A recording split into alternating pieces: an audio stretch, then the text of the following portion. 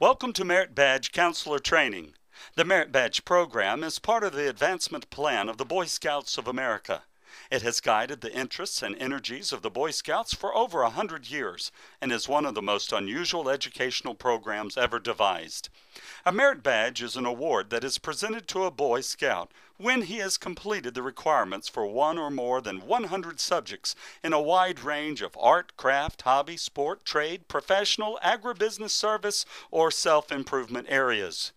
The badge is only a small piece of cloth with a design embroidered in color, but its significance is as large as the interest of the Merit Badge counselor who helps a scout earn it. The Merit Badge program is one of Boy Scouting's basic measurement tools. Earning merit badges gives a boy the kind of self-confidence that comes from overcoming obstacles to achieve a goal. Through the Merit Badge program, a boy also learns career skills, develops socially, and may develop physical skills and hobbies that give a lifetime of healthful recreation. This could not have happened without the service of thousands of Merit Badge counselors like yourself, expert in a particular subject and interested in helping scouts grow into men of character, ready to take their place in the world of work as participating citizens. You're probably saying, "That's all great, but what do I do? And how do I do it?" We'll answer these questions and more as you continue Merit Badge counselor training.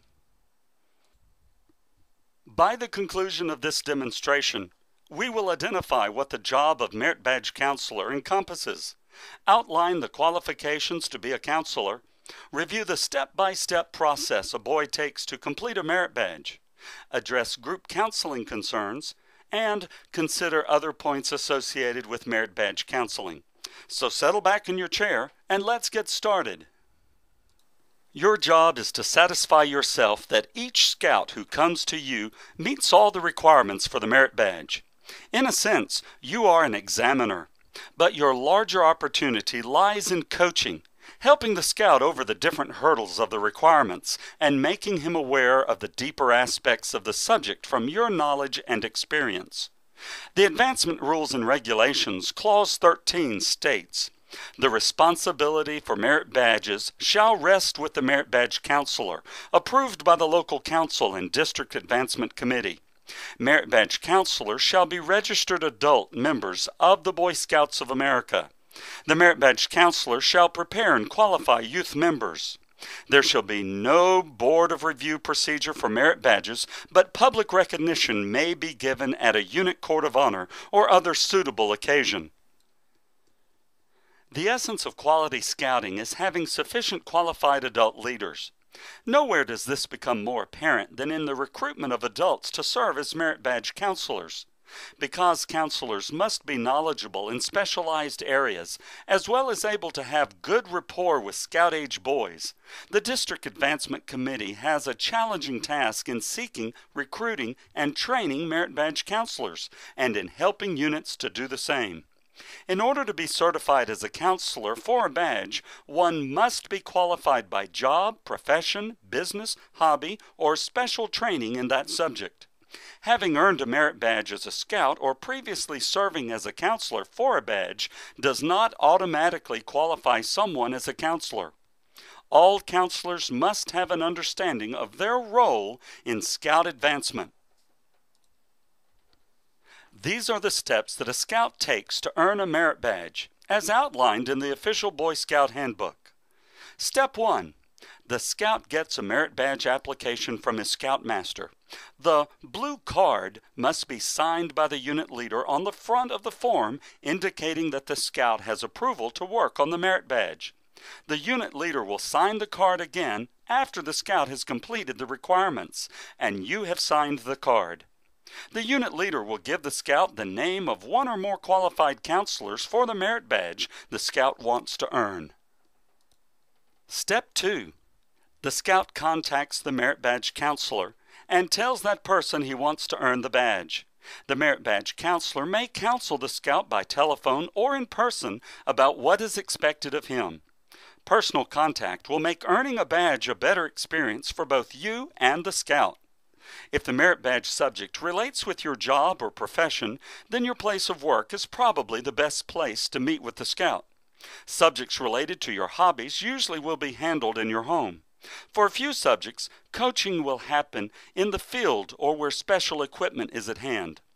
Rowing, rifle shooting, swimming, and astronomy are good examples. The scout should bring a signed merit badge application the first time he meets with you. There is a space on the application to track the scout's completion of requirements. A scout has from the time he begins working on a merit badge until he reaches his 18th birthday to complete the merit badge. Any requirements you sign off on can be used by the scout with you or another counselor towards completion of the badge. In your discussion of what is expected, you may want to start by finding out what the boy already knows, so you can spend your time on helping him learn the remaining items or give guidance in completing projects. You can set up additional meetings with the scout, not only for the purpose of passing him on the requirements, but rather to help him in his understanding of the subject. Step 3.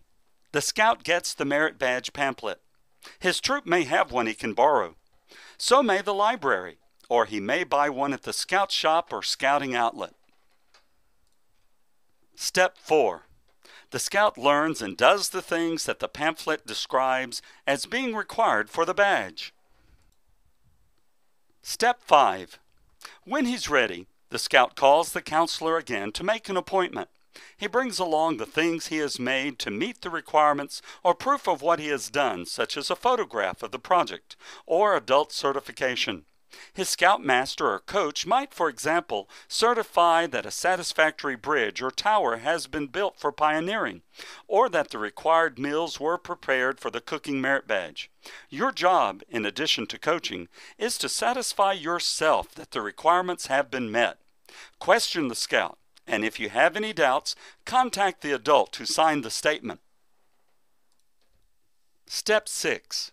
You will spend time with him to make sure that he knows his stuff. When you are satisfied that the scout has done what is required, you sign the boy's merit badge card. Each counselor must maintain the exact standard as outlined in the merit badge requirements. Nothing deleted, nothing added. Furthermore, he is to do exactly what is stated.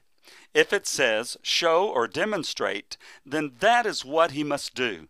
Just telling about it is not enough. The same thing holds true for such words as make, list, in the field, and collect, identify, and label. On the other hand, you cannot require more of the scout than is stated. You may not, for example, say, I want to be sure you really know your stuff, so instead of the 20 items in your collection, you must have 50 to get my signature. Now, you can suggest, encourage, and help the scout to get to 50 things, but you may not require that he do so.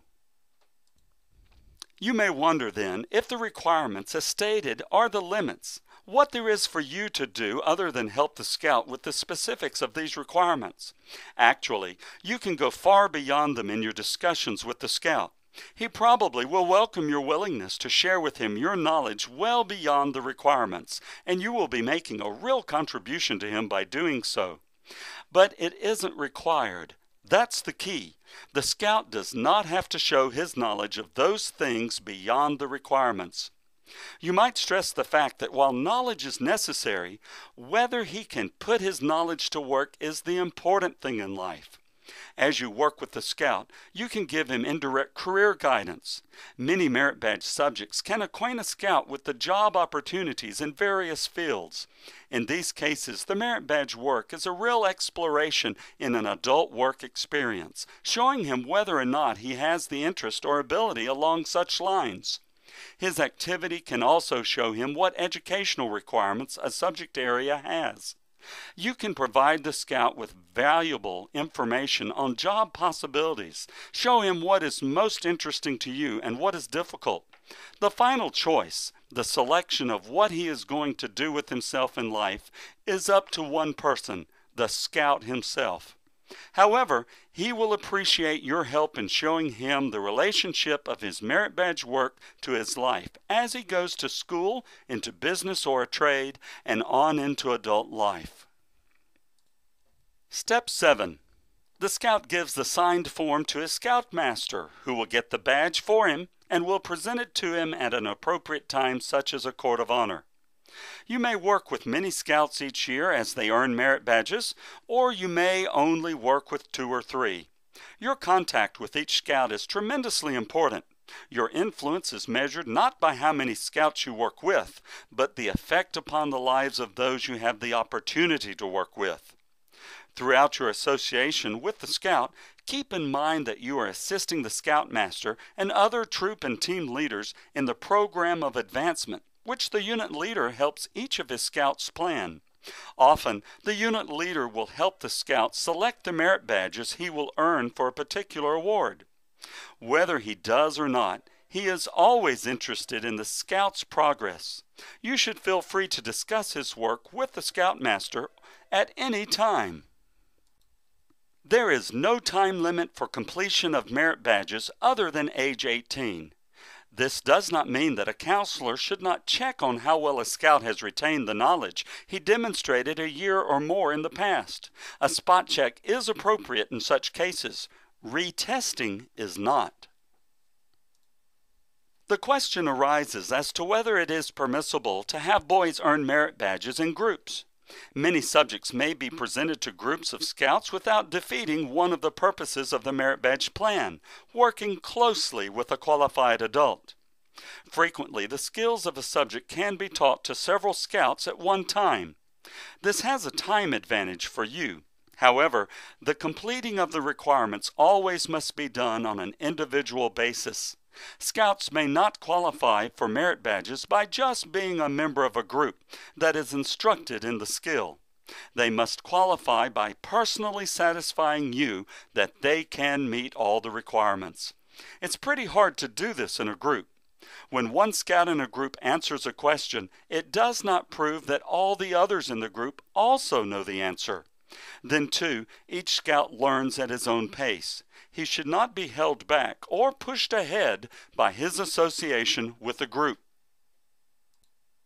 So remember, you can coach more than one scout at a time, but only one scout at a time can satisfy you that he can meet the requirements. Scout troops are constantly seeking program materials for meetings. If you would like to expand interest in your subject and to attract more scouts to earn the merit badge, contact scoutmasters in your area and offer to come to a troop meeting to sell your subject. All scouts won't be interested in the subject, so plan to present an exciting 10 to 15 minute presentation designed to tickle the fancy of your audience. Then offer to meet with those who are really interested after the meeting to plan your next get-together. The information in the pamphlet is probably familiar to you, but it will help you to know what the scout is told. The pamphlets are written for scout-age boys. They also contain suggestions for projects that might give you helpful ideas. Try to be sure that the version you have is the most recent printing of the pamphlet on your subject. It will contain the latest requirements and information. The printing date is on each pamphlet. A complete list of merit badge pamphlets is printed on the inside back cover of all pamphlets with the latest revision date by each. By checking this list in any current year's pamphlet, you can find out whether your pamphlet is updated. Most pamphlets are reprinted each year, but the contents are not always revised. If you have suggestions for improvements in the requirements or pamphlet, please send your comments to the address shown on the screen. The Council Advancement Committee is responsible for approving merit badge counselors. In the Andrew Jackson Council, the responsibility of appointing merit badge counselors has been delegated to the district advancement committees. The Council Advancement Committee reviews the district merit badge list and has it published at least once a year by the Council Service Center. The list should include the current counselors' names, addresses, and telephone numbers, and can be downloaded from the Andrew Jackson Council website. In conclusion, here are some fast facts each counselor should know about merit badge counseling. I appreciate your time spent reviewing this material, and thank you for taking time to help the young men of Andrew Jackson Council become better equipped for life. Your service as a counselor will make a difference in the life of a scout. Thank you.